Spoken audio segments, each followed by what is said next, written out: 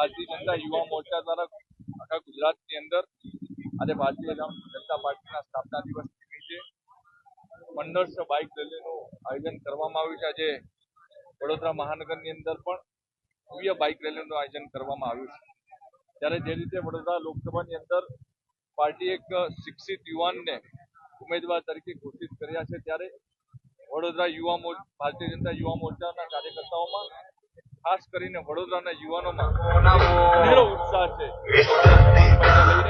આવનારા સમયમાં આ ચૂંટણીની અંદર લોકસભાના ઉમેદવાર ડોક્ટર હેમાંગભાઈને ભવ્ય લીડ સાથે વિજય અપાવવા માટે થઈને યુવા મોરચાના દરેક કાર્યકર્તાઓ કામે લાગ્યા। પ્રશાંતભાઈ, જે રીતના અત્યારે દેશમાં સમર્થન મળી રહ્યું છે ભાજપને, ગુજરાતની પરિસ્થિતિ જ્યાં ભારતીય પક્ષો ક્ષત્રિયનું આંદોલન થયું છે અને પટેલ સમાજ સામ આવ્યા છે, શું માનો છો વર્ગ વિગ્રહ થવાની આશંકા લાગી રહી છે તમને? કારણ કે વર્ગ વિગ્રહ થશે તો નુકસાન આખરે ગુજરાતને થશે।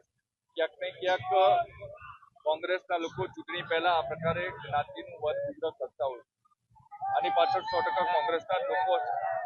દેશના લોકોના મનમાં એકમાત્ર કોંગ્રેસનું નામ છે।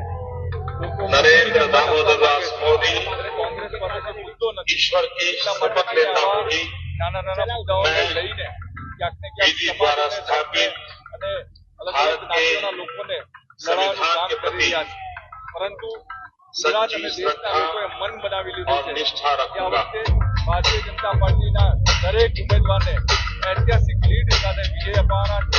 આ વખતે આખા દેશની અંદર 700 થી વધારે સીટો ઉપર એનડીએના ઉમેદવાર જીતવાના। ગુજરાત પ્રદેશ ભારતીય જનતા પાર્ટી યુવા મોરચાના પ્રમુખે આજે બરોડાની અંદર જે સ્ટેટમેન્ટ કર્યું છે એ શરમજનક સ્ટેટમેન્ટ છે। રૂપાલાજી ક્ષત્રિય સમાજ વિશે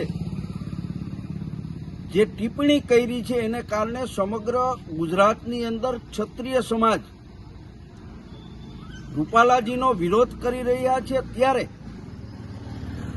આ પ્રશ્ને રાજનીતિ કરવાને બદલે ભારતીય જનતા પાર્ટીના લોકો કોંગ્રેસ ઉપર આરોપ લગાવીને ક્ષત્રિય સમાજનો અવાજ દબાવવા માટેનો પ્રયત્ન કરે છે, એ નિંદનીય છે।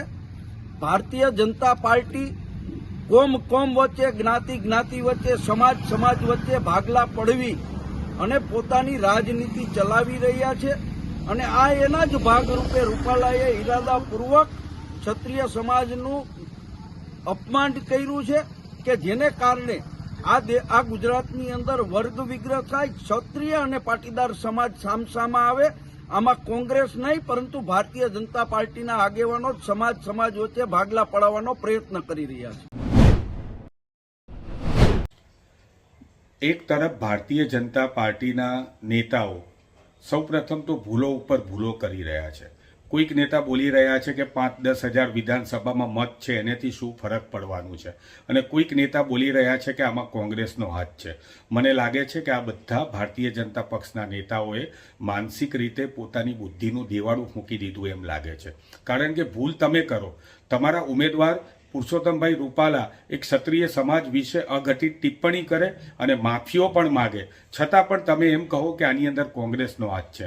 અરે આ ક્ષત્રિય સમાજના આંદોલન જે છે એનું તમે અપમાન કરી રહ્યા છો। ક્ષત્રિય સમાજ પોતાની આન બાન અને શાનને સાચવવા માટે અને અખંડિત રાખવા માટે થઈને જે આંદોલન કરી રહ્યા છે, આ એ જ ક્ષત્રિય સમાજ છે કે સરદાર સાહેબના કહેવાથી એમણે પોતાના રાજા રજવાડા દેશ માટે સમર્પિત કરી દીધા હતા, અને આજે ક્ષત્રિય સમાજની માતાઓ અને બહેનો વિશે આ પ્રકારની ટિપ્પણી કર્યા બાદ આપ એવું કહેવા માંગો છો કે આ આંદોલનની પાછળ કોંગ્રેસનો હાથ છે? મને લાગે છે કે આ જેનો જવાબ છે એ જવાબ માત્ર ક્ષત્રિય સમાજ નહીં પરંતુ ગુજરાતની અંદર દરેક સમાજ 2024ની લોકસભા ચૂંટણીની અંદર ભારતીય જનતા પાર્ટીને પરાસ્ત કરીને આપવાનું નક્કી કરી લીધું છે। ભારતીય જનતા પાર્ટી પાસે ડેમેજ કંટ્રોલ કરવા માટે હવે કોઈ પ્રકારના આયોજન રહ્યા નથી, એટલે આ પ્રકારની હાસ્યાસ્પદ ટિપ્પણીઓ કરીને પોતાની બુદ્ધિનું વરવું પ્રદર્શન કરી રહ્યા છે। જય માતાજી, જય ભવાની।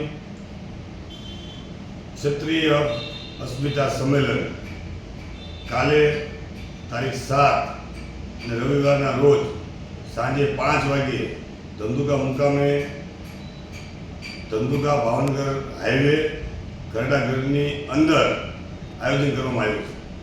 આપ સૌ વડીલો, મારા યુવાન મિત્રો, માતા બહેનો, ક્ષત્રિય સમાજને હું અપીલ કરું છું કે કાલના સંમેલનની અંદર આવો અને ક્ષત્રિયનો અવાજ મજબૂત થાય. આજે સમગ્ર ગુજરાતની અંદર ક્ષત્રિય સમાજની જે માંગણી છે કે પરસોત્તમ રૂપાલાને ટિકિટ રદ કરો, એ માંગણીને એ આપણા અવાજને મજબૂત કરવા માટે આપ સૌ કાલ ધંધુકા મુકામે પધારો. આપ સૌનું હાર્દિક સ્વાગત છે.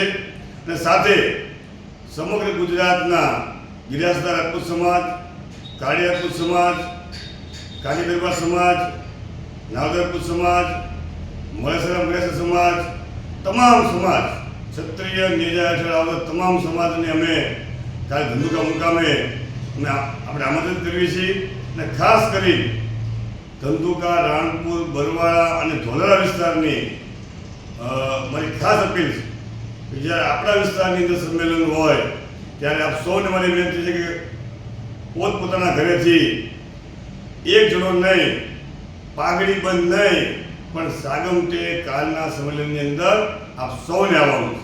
અને ફરીથી વિનંતી કરું છું કે આપના ઘરની અંદર કોઈ વડીલ બીમાર હોય કે જે ન ચાલી શકતા હોય, એના સિવાય તમામ લોકોએ પહોંચવાનું છે.